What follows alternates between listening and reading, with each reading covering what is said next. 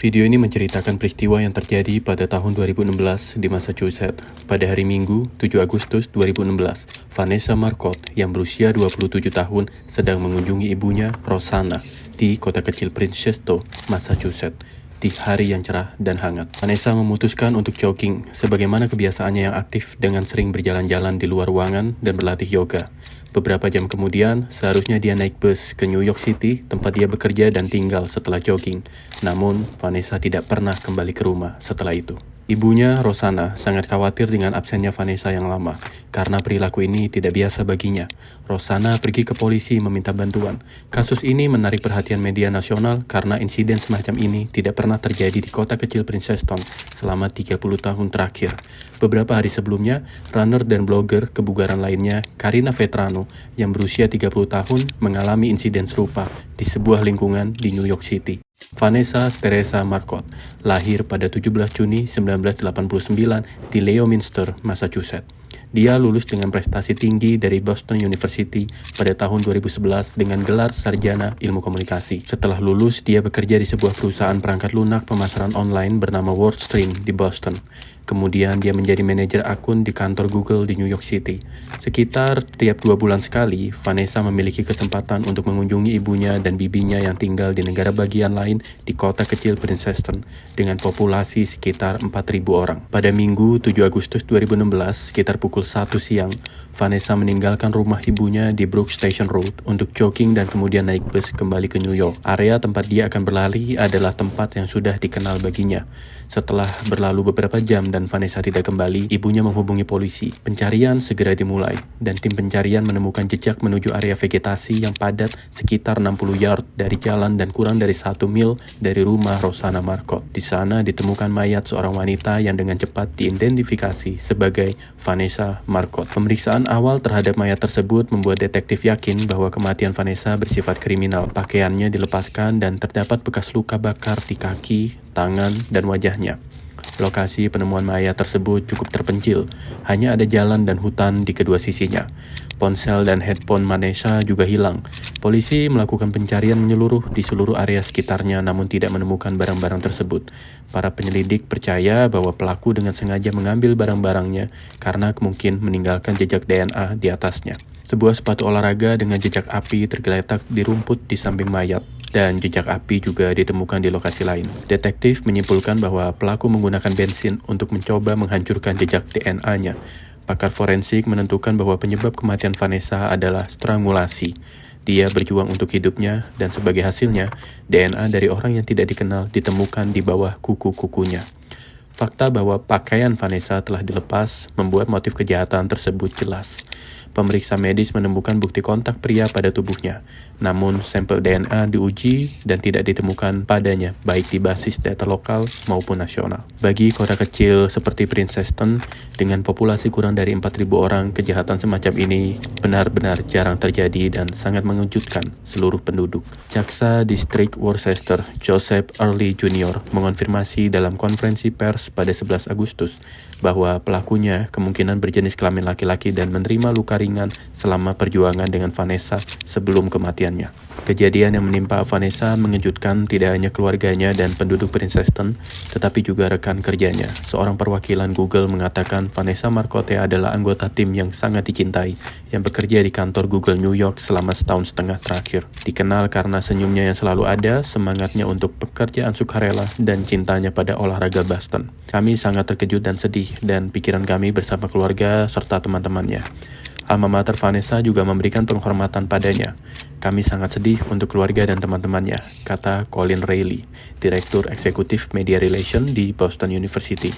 Mereka ada di dalam pikiran dan doa kami. Awalnya, polisi mempertimbangkan kemungkinan koneksi antara kematian Vanessa Marcotte dan insiden beberapa hari sebelumnya di New York City yang melibatkan pelari lain, Karina Vetrano. Pada 2 Agustus 2016, Vetrano pergi jogging di Spring Creek Park di Queens, kurang dari 1 blok dari rumahnya. Dia berlari sendiri meskipun kekhawatiran ayahnya. Terakhir kali terlihat hidup setelah pukul 17, tepat sebelum masuk ke taman. Setelah gagal menjawab panggilan dan pesan teks yang diulang-ulang, Ayah Petrano memberitahu seorang tetangga yang juga merupakan kepala kepolisian Departemen Kepolisian New York yang memulai pencarian. Ayahnya menemukan mayat yang tergeletak dengan wajah menghadap ke bawah sekitar 30 meter dari trail. Seperti kasus Vanessa Marcotte, tubuh Karina Vetrano terbuka dan penyebab kematiannya juga adalah strangulasi. Meskipun kesamaan antara kedua kasus tersebut, penyidik tidak menganggap ada koneksi antara keduanya. 6 bulan kemudian, warga Brooklyn berusia 20 tahun, Channel Lewis, ditangkap oleh polisi setelah DNA-nya cocok dengan yang ditemukan di tubuh Karina Vetrano. Pada 23 April 2019, Lewis dihukum seumur hidup. Namun, siapa yang bertanggung jawab atas kematian Vanessa Marcotte?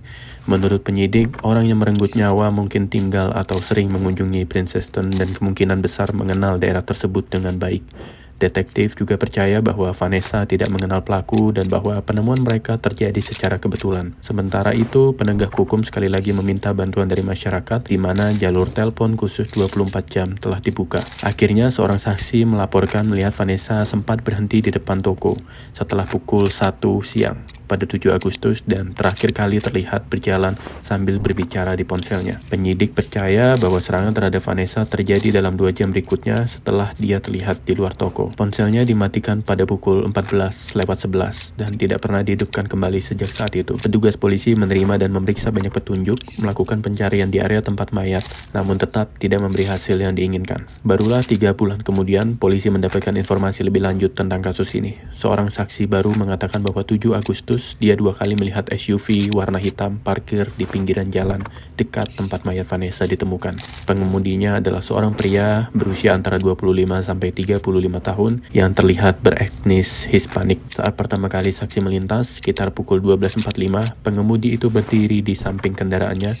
dan berbicara di telepon. Saat kedua kalinya saksi melewati lokasi yang sama, sekitar pukul 14.05, SUV tersebut masih berada di tempat yang sama. Di sana tidak ada yang terlihat di dalam ataupun di sekitar kendaraan itu. Otoritas mulai mencari pria beretnis Hispanik yang memiliki SUV hitam dan diduga tinggal di sekitar Winchester. Pada 23 Februari 2017, lebih dari 6 bulan setelah kematian Vanessa, Jasa Distrik Worcester, Joseph Early Jr. merilis rincian tambahan dari penyidikan tersebut. Dia menyatakan bahwa DNA yang ditemukan di tubuh Vanessa telah dikirim ke laboratorium dan profil telah dibuat berdasarkan bukti DNA dan kesaksian saksi. Tersangka diyakini berjenis kelamin laki-laki, beretnis Hispanik, berusia antara 20 dan 30 tahun, berpostur tubuh atletis, tinggi sedang, dan rambut pendek. Diduga bahwa tersangka memiliki akses ke SUV berwarna gelap pada hari kejadian dan harus memiliki luka pada bagian atas tubuh yang terlihat dalam beberapa hari setelah serangan. Sekitar 3 minggu kemudian, seorang petugas polisi yang patroli di wilayah Worcester County melihat seorang pria yang sesuai dengan deskripsi tersangka ini. Pria tersebut mengemudikan kendaraan yang identik dengan yang terlihat pada hari Vanessa Marcotte meninggal. Petugas polisi dengan cepat mencatat nomor plat kendaraan di tangannya. Setelah mengetahui identitas pemilik mobil,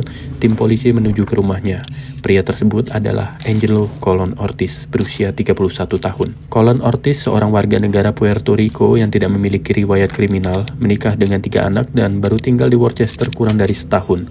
Dia bekerja untuk kontraktor pihak ketiga FedEx, melakukan pengiriman di wilayah itu dan akrab dengan kota Princeton dan daerah sekitarnya. Menurut tetangganya di Winchester, Colon Ortiz dijelaskan sebagai orang yang ceplas-ceplos dan sering membuat komentar vulgar kepada orang-orang di lingkungan itu.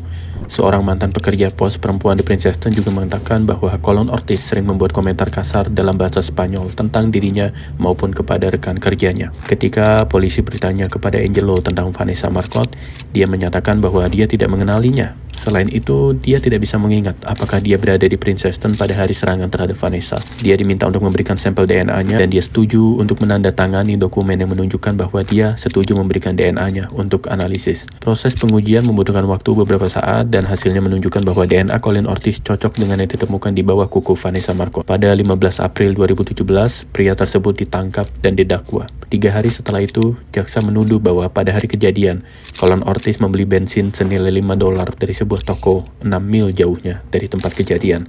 Dan pembelian itu dilakukan pada pukul 2.35 sore. Ini berarti pada saat itu Vanessa sudah meninggal dan pria tersebut kembali ke tempat kejadian untuk mencoba menghancurkan bukti, yaitu DNA di tubuh Vanessa.